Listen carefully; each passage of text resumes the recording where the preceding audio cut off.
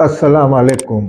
तलख़ शीरी के साथ जावेद शाह मंगल YouTube channel पे बैनुल-अक़वामी सियासत के हवाले से और बैनुल-अक़वामी ताल्लुकात के हवाले से और दाखिली सूरत-हाल के हवाले से हाज़िर खिदमत नाज़रीन, पाकिस्तान के पड़ोस में क्या हो रहा है ये हम आज आपको बताएंगे।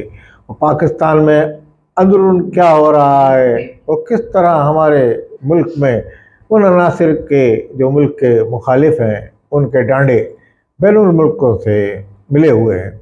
इसी ज़िमन में हम आपको बताते चलें कि पाकिस्तान में इस वक्त पाकिस्तान की कमज़ोर सूरत-हाल को देखते हुए पाकिस्तान के दुश्मन जो हैं किसी वक्त भी शब खून मार सकते हैं पाकिस्तान में, इसलिए कि पाकिस्तान की सूरत-हाल ख़राब है। पाकिस्तान के अदारों को कमज़ोर कर दिया गया है एक प्लानिंग के तहत। पाकिस्तान के अंदर इस तरह की सियासत को तौर अतवार अपनाए गए हैं कि उससे पाकिस्तान के अदारों की अवाम में और बैनुल-अक़वामी शोहरत भी उनकी तबाह हुई है और बर्बाद हुई है।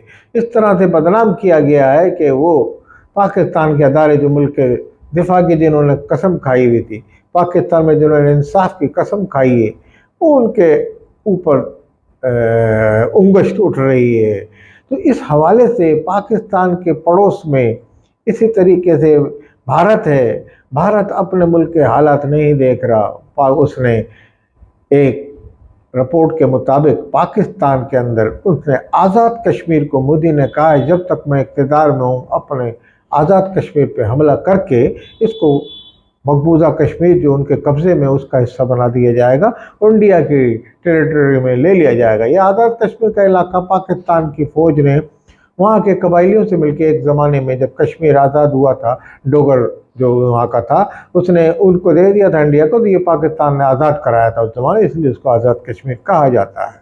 तो इस तरह से इंडिया के वहाँ हमला करने का इम्कानात पाए जाते हैं और इस तरह की रिपोर्ट से, मगर पाकिस्तान की चौकिस और बहादुर फ़ौज हम वक्त तैयार है और इससे गाफिल नहीं है।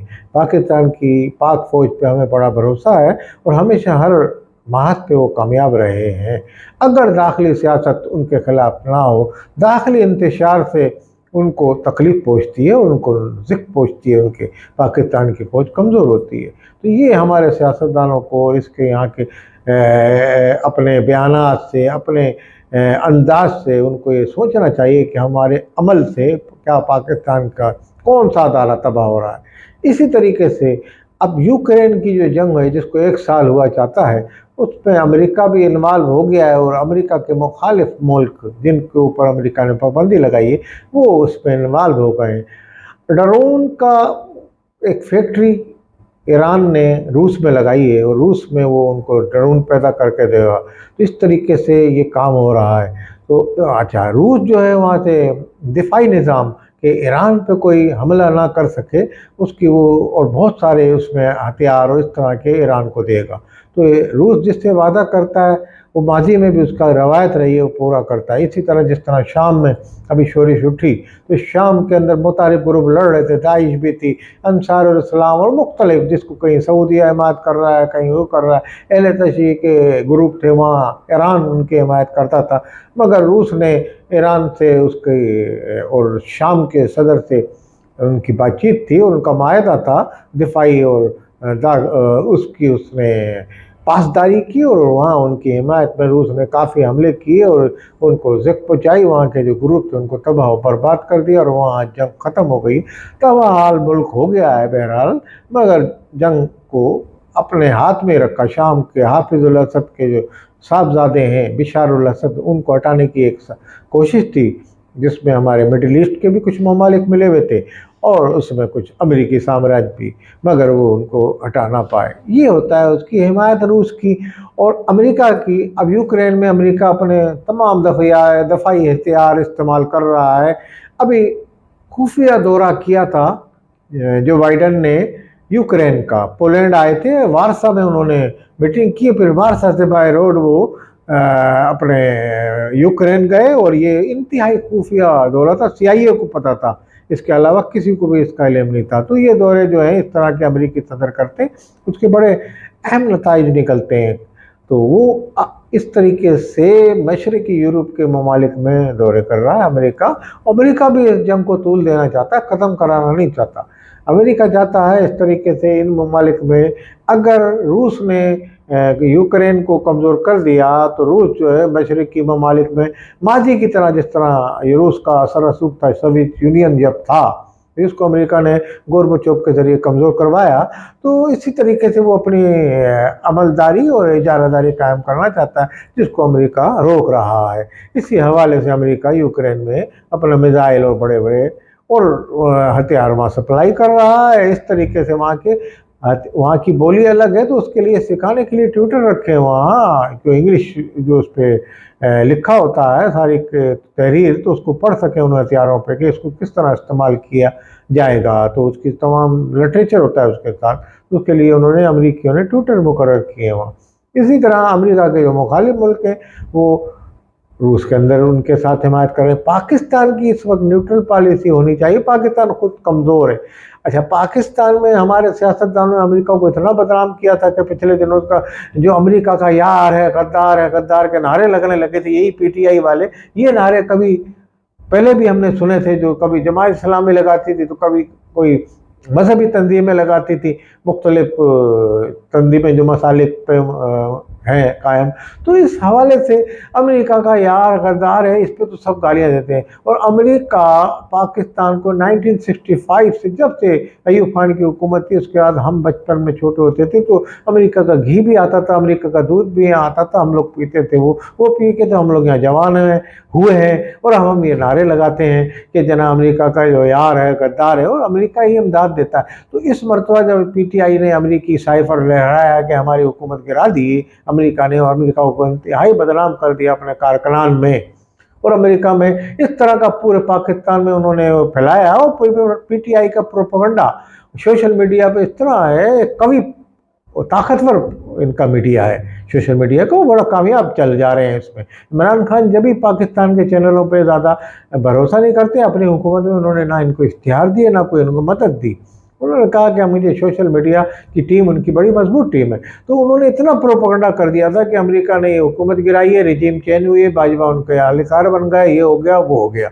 तो अब अमेरिका से वो रवाबित दोबारा बढ़ा रहे हैं, जिस तरह उन्होंने पाकिस्तान के आर्मी चीफ को कहा, इसी तरीके से अमेरिका से भी। और उनकी जो वहाँ की पीटीआई की तंजीम के सदूर हैं वो अक्सर बेशतर कांग्रेस के वहाँ के नुमाइंदों से मिलते रहते और अपने ताल्लुकात बढ़ा रहे हैं, और उन पर ये साबित कर रहे हैं कि भाई मैं आपको सियासी तौर पर अपनी बका के लिए, अपनी पार्टी की बका के लिए मैं ये कह रहा था, आपको बुरा, मैंने तो हक़ाइक़ इसके बरक्स हैं और मैं आपका साथी हूँ और आप चाहता हूँ कि किसी तरीके से आप हमारी हिमायत करें, क्योंकि अमेरिका की जो हिमायत होती है पाकिस्तान में उस हुकूमत को कामयाब होती है।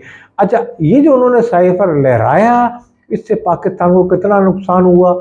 अमेरिका को यहाँ नारे लगे, तो क्या आप यहाँ नारे लगाते हैं तो अमेरिका तक नहीं पहुँच, अमेरिका तक एक एक बात जाती है। वो समझते हैं कि पाकिस्तान में कितनी नफरत फैलाई जा रही है, पहले मजहबी तंजीमें फैलाती थी, अब ये एक सेकुलर रहनुमा ये फैला रहा है, तो ये अपने मफाद के। उससे क्या हुआ, आज अमेरिका IMF को कहे कि जनाब पाकिस्तान को पैसा दे दो, वो IMF कल लचक दिखा देगा। अमेरिका का को न्यूयॉर्क में वाक़ है, तमाम ममालिक अक़वाम मुत्तहिदा भी वही हैं, तो ये भी तो बहरहाल असर है, बड़ा पैसा देता है IMF के अंदर। बड़े ममालिक जो हैं ये पैसा देते हैं, जैसे हमने पिछले लॉग में कहा था कि IMF को ये बड़े ममालिक पैसा देते हैं, कि तरक्की पजीर जो ममालिक हैं जो गुर्बत की लकीर के नीचे ज़िंदगी गुजार रहे हैं, उनकी इंटरनेशनल मॉनेटरी फंड IMF मदद करता है। अच्छा, लाजमी जिस मुल्क में उनका दफातर है तो वहाँ की भी अमेरिका की हिमायत इसलिए नहीं हासिल हो सकी, अमेरिका ने इसलिए नहीं कहा कि वो इतना बदनाम हो गया था पाकिस्तान में, तो उन्होंने अपने गुस्से का इजहार करते IMF को नहीं कहा। ये सिर्फ इमरान खान की बारूदी सुरंग थी अमेरिका को बदनाम कर,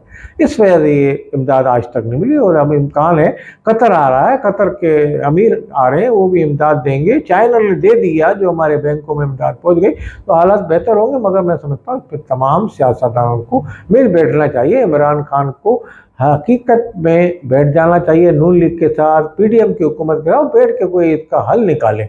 इस सूरत-हाल का यही हल निकाल सकते हैं, कोई बैरूनी ताकत नहीं निकाल सकती, कोई ऐसी बैरूनी ताकत नहीं निकाल। बैरूनी ताकत तो आपके मुल्क में इंतशार फैलाना चाहती हैं। जो हमारे दुश्मन है अफगानिस्तान, तालिबान के ज़रिए वो अभी मुज़ाकरात हुए तालिबान के, तो उन्होंने भी कोई यकीन दहानी नहीं कराई। पाकिस्तान ने कहा भाई TLP को रोकें आप, ये जो धमाके कर रही है। उन्होंने कहा हम इसकी यकीन दहानी नहीं कराते, तो नाकामयाब हुआ ये दौरा भी। इसमें भी अमेरिका भी इन्वॉल्व हो गया है, तो फिर ये मादी वाली सूरत हाल में चला ना जाए। इसी तरीके से मैं ये कहता हूँ पाकिस्तान के तमाम रहनुमाओं को इसको पढ़ लेना चाहिए, इस सूरत हाल को देखना चाहिए, सरहदों में क्या हो रहा है इसको समझ के पाकिस्तान के मफाद में एक टेबल पे बैठ जाएं, गोल में कॉन्फ्रेंस तलब कर लें, उसमें बैठ के कोई हल निकालें पाकिस्तान की सूरत हाल का। रहमतुल्लाहि व बरकातहू।